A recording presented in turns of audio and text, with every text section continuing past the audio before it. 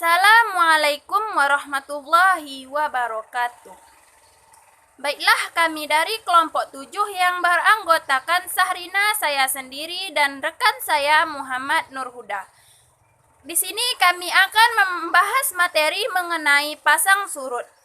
Materi yang pertama akan disampaikan oleh saya sendiri. Yang pertama, mengenal aspek dan fase bulan. Aspek bulan disebut konjungsi apabila kedudukan bulan searah dengan matahari pada keadaan tersebut. Permukaan bulan yang menghadap ke bumi adalah bagian gelap atau tidak terkena sinar matahari. Awal bulan atau disebut dengan neumon dan bulan mati backmon terjadi pada kedudukan ini. Aspek bulan disebut oposisi apabila kedudukan bulan berlawanan arah dengan matahari. Kedudukan ini juga berarti aspek bulan merupakan kebalikan dari konjungsi. Bulan purnama terjadi pada kedudukan ini karena permukaan bulan yang terkena sinar matahari menghadap ke bumi. Aspek bulan disebut dengan kuarter apabila kedudukan bulan tegak lurus dengan garis imajiner bumi matahari. Kedudukan ini membentuk fase bulan perbani atau quartermon dalam masa revolusi bulan atau perputaran bulan terhadap bumi. Terjadi 2 kali kedudukan kuarter, yaitu kuarter pertama dan kuarter ketiga.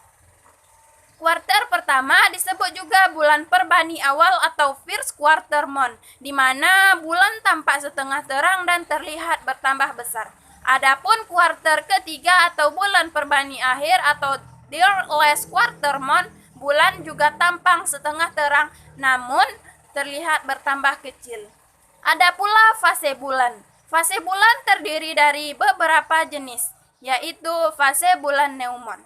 Fase bulan neumon adalah fase di mana bulan berada di tengah-tengah matahari. Fase ini menyebabkan terjadinya gerhana matahari. Yang kedua, fase waxing crescent atau hilal awal bulan atau bulan sabit awal. Setelah mengalami fase neumon, bulan bergerak meninggalkan konjungsi atau titik tengah antara matahari dan bumi. Yang ketiga, fase first quarter atau paruh awal. Bulan terus bergerak dan kini berada di seperempat lingkaran dari posisi awal. Karena posisinya sudah pas, maka bagian matahari yang bersinar pun tepat terkena di setengah bagian bulan. Yang keempat, fase waxing gibbous atau cembung awal. Setelah melewati seperempat putaran bulan, maka fase selanjutnya dinamakan waxing gibbous. Yang kelima, full moon atau bulan purnama. Fase full moon adalah fase di mana matahari, bumi, dan bulan berada pada satu garis lurus, mirip seperti pada fase first quarter. Namun bedanya, bulan berada di belakang bumi, sehingga cahaya matahari yang seharusnya menyinari bulan. Yang keenam, waxing gibbous atau cembung akhir. Setelah melewati setengah putaran, fase bulan kembali ke awal. Yang ketujuh, their quarter atau paruh akhir. Fase ini adalah saat di mana posisi bulan sudah mencapai seperempat putaran. Yang kedelapan atau yang terakhir yaitu waning crescent atau hilal akhir bulan atau bulan sabit akhir. Seperti namanya, fase ini merupakan saat di mana bulan kembali berbentuk sabit. Saat ini bulan sudah hampir mengitari bumi sebanyak 1 putaran penuh. Fase ini terjadi di tanggal 27, 28, dan 29. Setelah fase ini, bulan akhirnya kembali ke posisi awal atau neumon di mana bulan berada di depan bumi dan kembali tidak terlihat.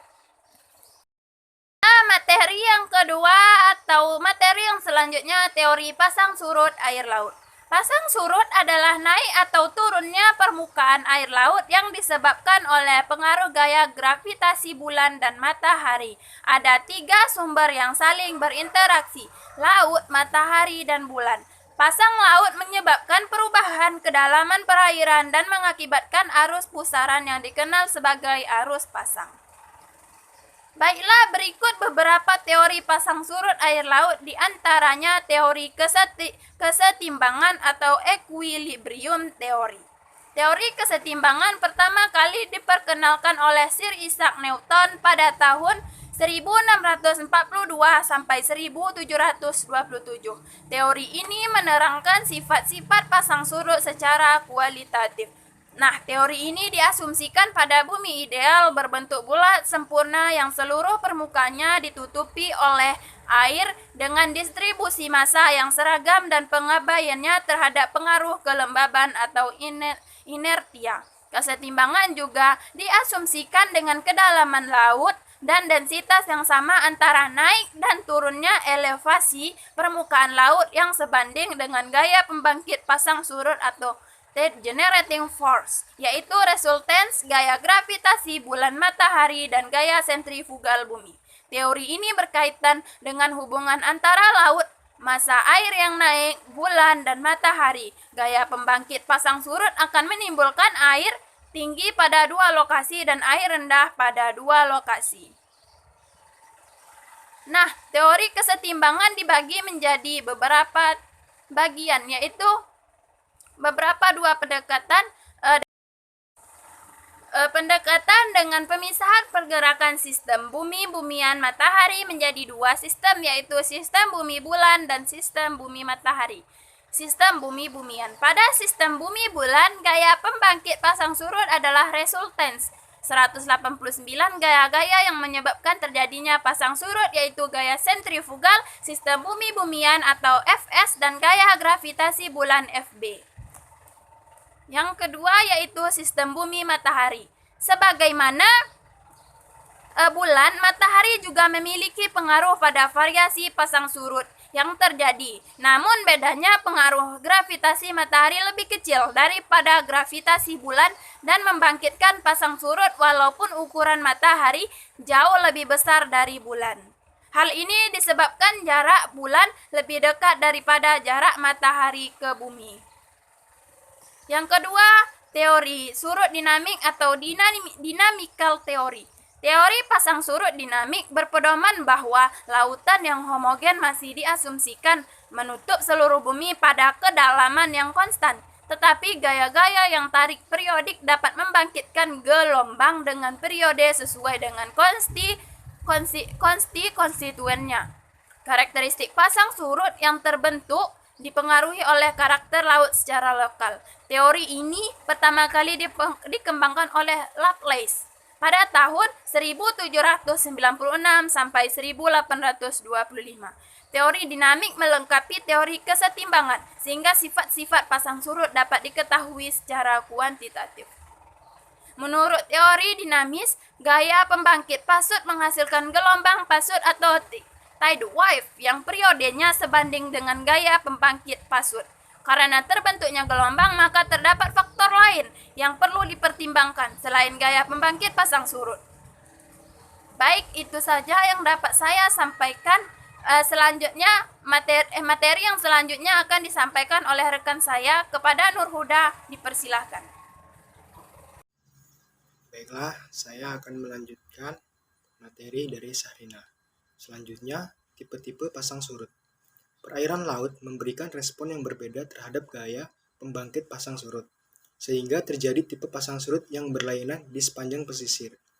Menurut Dronkers, tahun 1964, ada 3 tipe pasang surut yang dapat diketahui, yaitu yang pertama, pasang surut diurnal, yaitu bila dalam sehari terjadi satu kali pasang dan 1 kali surut. Biasanya terjadi di laut sekitar Khatulistiwa.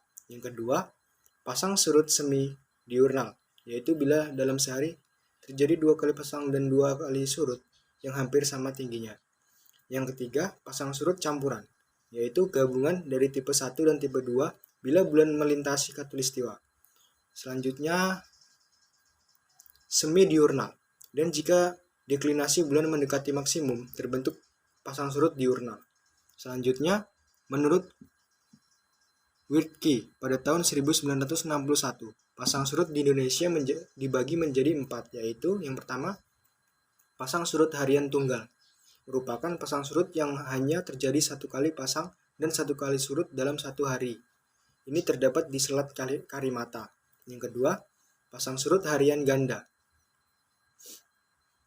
merupakan pasang surut yang terjadi 2 kali pasang dan 2 kali surut yang tingginya hampir sama dalam 1 hari. Ini terdapat di Selat Malaka hingga Laut Andaman. Yang ketiga, pasang surut campuran, condong harian tunggal, merupakan pasang surut yang tiap harinya terjadi 1 kali pasang dan 1 kali surut, tetapi terkadang dengan 2 kali pasang dan 2 kali surut yang sangat berbeda dalam tinggi dan waktu. Ini terdapat di pantai selatan Kalimantan dan pantai utara Jawa Barat. Dan yang terakhir, pasang surut campuran condong harian ganda. Merupakan pasang surut yang terjadi 2 kali pasang dan 2 kali surut dalam sehari, tetapi terkadang terjadi 1 kali pasang dan 1 kali surut dengan memiliki tinggi dan waktu yang berbeda. Ini terdapat di pantai selatan, Jawa, dan Indonesia bagian timur. Selanjutnya, alat dan pengukuran prediksi pasang surut. Yang pertama, alatnya palem atau tide pole.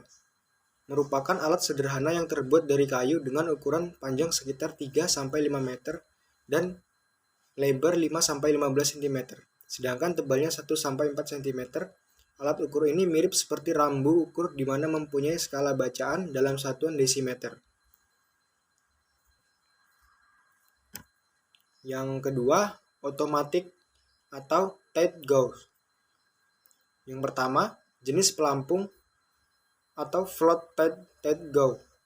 Alat sensor berupa pelampung yang dihubungkan oleh katrol menuju alat perekam. Perubahan tinggi air laut dapat tercatat pada alat perekam dengan mengikuti perubahan naik turunnya pelampung yang akan menggerakkan jarum pencatat pada alat perekam. Yang kedua, jenis tekanan. Tipe ini menggunakan tekanan air di atas suatu unit yang berubah-ubah akibat besar kecilnya lapisan air di atas unit sensor.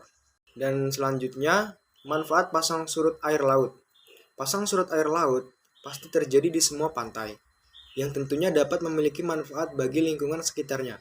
Berikut manfaat dari pasang surut air laut. Yang pertama, dapat dimanfaatkan sebagai mata pencarian para nelayan. Yang kedua, sebagai sumber tenaga listrik atau PLTA. Yang ketiga, dapat membantu pembuatan garam. Yang keempat, dimanfaatkan untuk kegiatan water sport. Yang kelima, dapat dimanfaatkan untuk kegiatan transportasi perairan. Dan yang keenam, pasang surutnya air laut juga bermanfaat untuk kegiatan surfing yang bisa menjadi penghibur baik turis maupun masyarakat lokal. Baiklah, sekian dari saya akhiri. Assalamualaikum warahmatullahi wabarakatuh.